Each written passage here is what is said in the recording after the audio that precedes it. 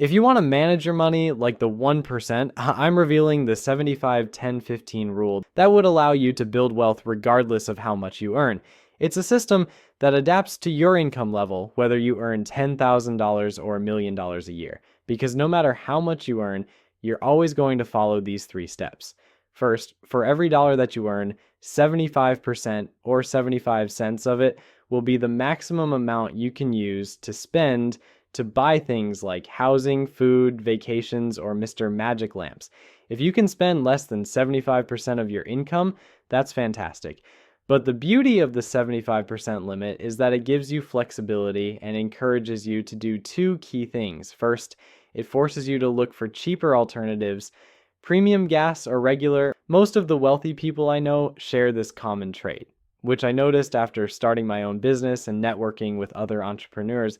This was honestly a big deal for me because I'm naturally an introvert. But the most unexpected and revealing moment was when a bunch of us went out for dinner after an event, and everyone was asking the waiter for happy hour specials and the cheapest wine they had. And I kid you not, when the bill came, people literally pulled out their phones to calculate how to evenly split the bill so everyone only paid for exactly what they had, down to the last cent. Keep in mind, these people were all millionaires. Next, the 75% limit forces you to focus on value. You've probably heard countless times before to stop buying coffee and instead save and invest that money. But I believe that's the wrong way to look at it. Instead, before you make any purchase, you should ask yourself, how much do you value the thing that you're buying? If that $5 iced coffee makes you the happiest person in the world, makes you more productive and social, and reduces your stress for the rest of the day, then chances are the value you get from that cup of coffee is way more than the $5 it costs. So go get it. Instead of grasping at the little purchases and attempting to save money, it's more effective to focus on the bigger expenses, a brand new car, a 100-inch TV, or a cheese dispenser. The thing with big purchases is that they'll make you happy for a temporary amount of time, but after that initial honeymoon period ends, your happiness level is right back where it started.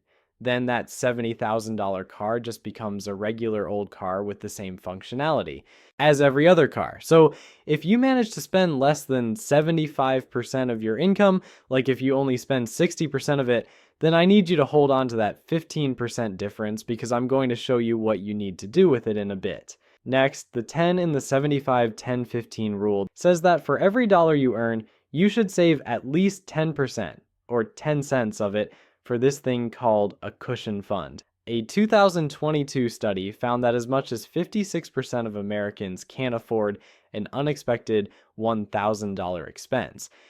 Think of your cushion fund as a cash reserve that's specifically set aside for financial emergencies. And emergencies don't include a wild night out, vacations, or fried chicken cravings.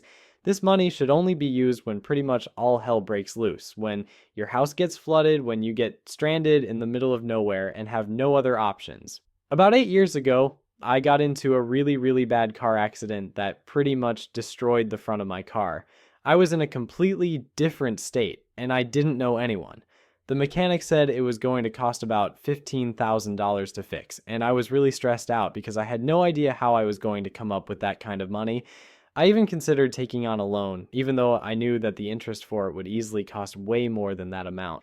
But then I remembered that I had my cushion fund saved for emergencies just like this. The good news is that determining how much you actually need in your cushion fund is simple. Open up a spreadsheet and take account of all your monthly expenses: rent, pineapple pizza, bills. Multiply this total by 5. If your monthly expenses are $2,000, you generally want to save for 5 months of expenses, so your cushion fund should be $10,000. Once you have your total, you need to commit to saving this amount. I built this savings goal tracker to help me save money a lot faster. I just put in how much I want to save, and then I can track my progress and visually see where I'm at. For a limited time, I'm giving away my ultimate savings goal tracker for free with the link below. But what's even more important is where you store your cushion fund.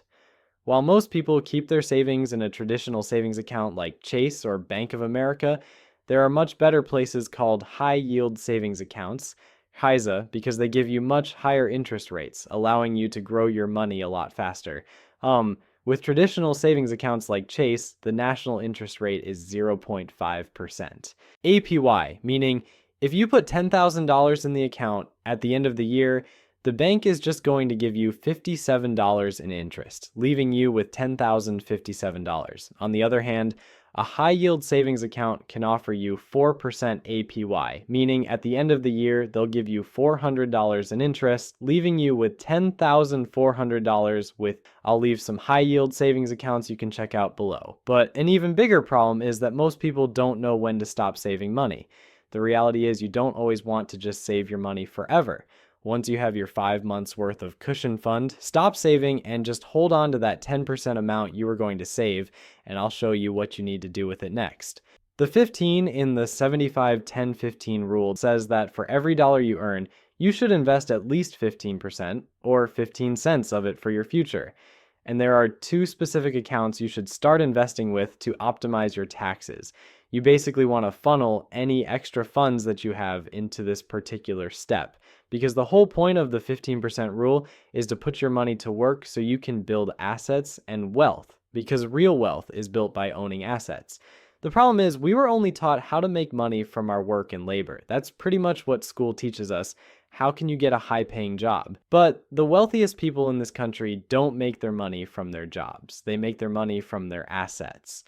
After reading Rich Dad, Poor Dad by Robert Kiyosaki, I realized that you can be completely broke with a high-paying job, but if you have assets, you can spend all your money today and still be wealthy next month. But unfortunately, like many people, I never learned this in school, nor did our parents teach us this.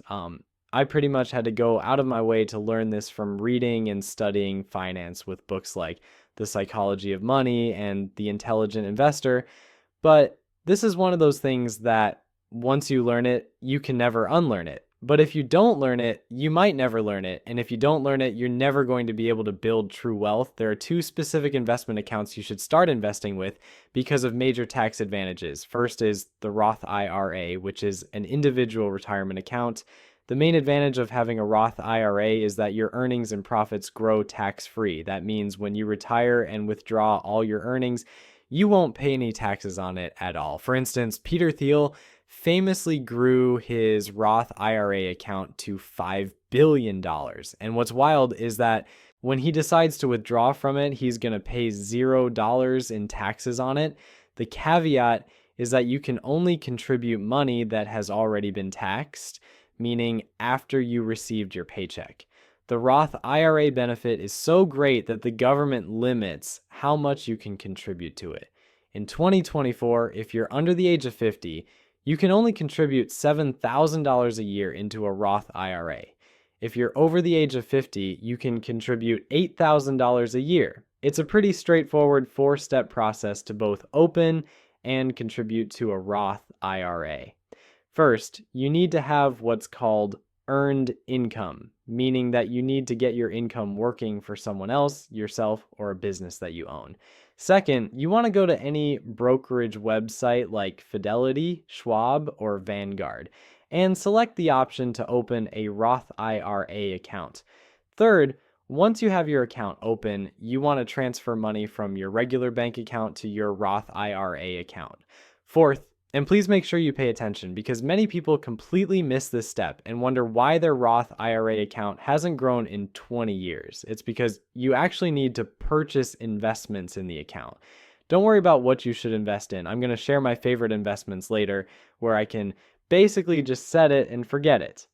The second account you should invest in is the 401k, which is an employer-sponsored account, meaning you can only have a 401k account if you work for an employer that offers it. But thankfully, many companies do. Unlike a Roth IRA, all your contributions to the 401k are made with pre-tax dollars, meaning you'll pay taxes on the money later. The idea is that many people's income will be lower when they retire, so they expect to pay a smaller amount of taxes on the money in the future compared to now. You basically assign a portion of your paycheck to be contributed to the 401k, and this account has a much higher contribution limit, $23,000 per year as of 2024. One of the biggest advantages of the 401k is that many employers offer an additional benefit where they match your contribution, basically giving you free money. The most common employer 401k match is a 100% match for the first 3% you contribute, with a 50% match for the next 2%. It sounds really confusing, but basically, if your salary is $65,000 and you maximize your contributions up to the employer's match, you would contribute 5% or $3,250 in a year. In return, your employer would immediately match and give you another $2,600 for free. No questions asked, totaling $5,850 in your 401k. And again, it's basically like free money for you in your retirement in the future. So if your employer offers this, this is an absolute no-brainer. After you have either one of these or both of these retirement accounts, you need to figure out where to invest your money.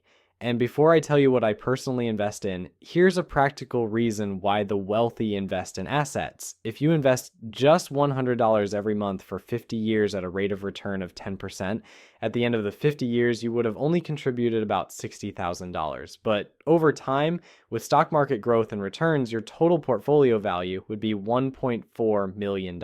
Anyways, for most people, investing in an index fund or ETF is all that you really need to do. Basically, instead of investing in one stock, which can either go up or down, with an index fund or ETF, you actually invest in hundreds of different stocks. This automatically diversifies your money and reduces your overall risk, meaning you can pretty much just set it up and forget it. For example, if you were to buy an S&P 500 index fund, by buying that one fund, you would own a small percentage of every single stock in the S&P 500. Thus, you track the entire index, which automatically provides diversification because your investment is now spread across the top 500 companies in the US, and by buying an index fund, it's actually a lot cheaper than buying into each of these 500 companies individually. Index funds are usually a great safe bet in a retirement account because based on the average over the course of the past 80 years, index funds have been proven to return about 8% per year. Some years will naturally be higher than others, but on average, you can expect your money to grow and compound over time. So with most of my money, I invest in passively managed index funds like FXIAX or VOO because it's easy and really straightforward. But you can invest in whatever you'd like. There are a ton of ETFs and index funds out there. And if the funds that I choose aren't available in your 401k, you can just look for another type of index fund that invests in a lot of companies in the US, and you should be pretty golden for the most part. Which leads me to something that you've got to start accepting. Even if you're trying your hardest to be better with money, sometimes you might still feel like you're not doing enough. And that might be because you don't know the 10 things you should never waste your money on. Click here to learn the 10 things you need to stop buying immediately.